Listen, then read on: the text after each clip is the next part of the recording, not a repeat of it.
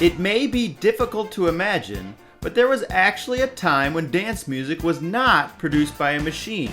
Techno music officially dates back to the late 1980s and originates from Detroit, an urban industrial city that gave birth to fast mechanical electronic dance music, drawing influence from house, funk, and hip-hop. But if you dig deep enough, you can find techno-sounding records before there was even a classification for it. Welcome to this episode of Time Travel, where we look back at the early days of technology, electronic music, fashion, and lifestyle. So today, let's dive together into the search for the first techno record. Hot Butter had a dance hit in the late 60s called Popcorn that many would mistakenly consider techno. But it's basically just early synth pop you could dance to. Like all things electronic and musical today, techno can be traced back to that weird German band Kraftwerk in the 1970s. Before they were the dorky art pop quartet and neckties, they were just another long-haired krautrock band. But at Rockplatz in 1970, they had a new sound up their sleeve that had baffled audiences going, "What the hell is this?" The fusion of rock and polka rhythms, produced by an early electronic instrument, accompanied by a single snare drum, resulted in an intense and futuristic sound that was far ahead of its time. After this fiasco, Kraftwerk immediately ditched that new sound and focused on being an art house synth music collective. Some would claim that Kraftwerk's release of Radioactivity in 1975 was the first techno record, but only the German categorization at the time of all music produced through technology would that be accurate. Radioactive lacked the energy and rhythm of what we know today as techno. The true genesis of techno would have to wait for the dance club. According to some, the 1977 Donna Summer's disco single, I Feel Love, claims the first techno record title. Produced by Italian synth maestro Giorgio Moroder, it was one of the first disco hits to completely ditch the live band in favor of an entirely electronic sound. But could it really be called techno?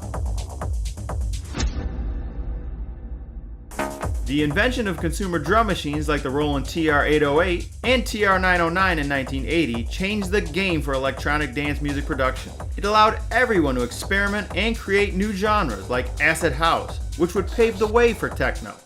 According to some, the 1980s single Charivari by Detroit group A Number of Names is the first proper techno record.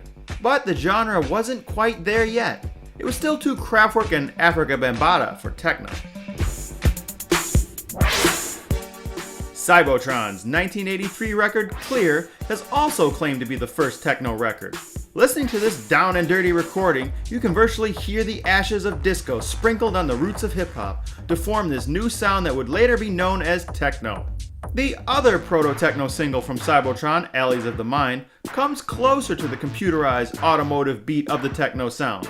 However, the style was still too new and innovative to be anything other than a futuristic offshoot of funk and disco.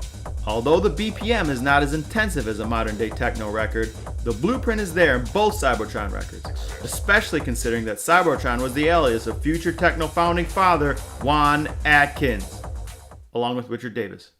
Another effort from a pre-Juan Atkins was No UFOs in 1985, this time under the moniker of Model 500. This record is almost unanimously regarded as the first techno record. But let's look closer. Although the track is a bit faster and a bit more minimal, it still leans too far to the 80s funk that was popular in the era. The music still had too much soul to be techno. It was in Detroit that house music was parked by the Belleville 3 and became darker and more industrial. Techno then traveled across the Atlantic to Europe under the wings of acid house, where it dominated Germany in the early 1990s. There it became less funky and even darker to become the standard of what techno is today. Like evolution, techno was a progression. It was a series of small, almost imperceptible changes over the course of a generation that led us to the current species of music known as techno.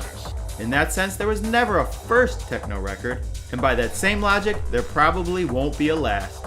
Who knows where this progression will take us next? How will the techno track 40 years from now even sound like? Will it be anything like techno that we know today in 2022? Or will it be a new experience all its own?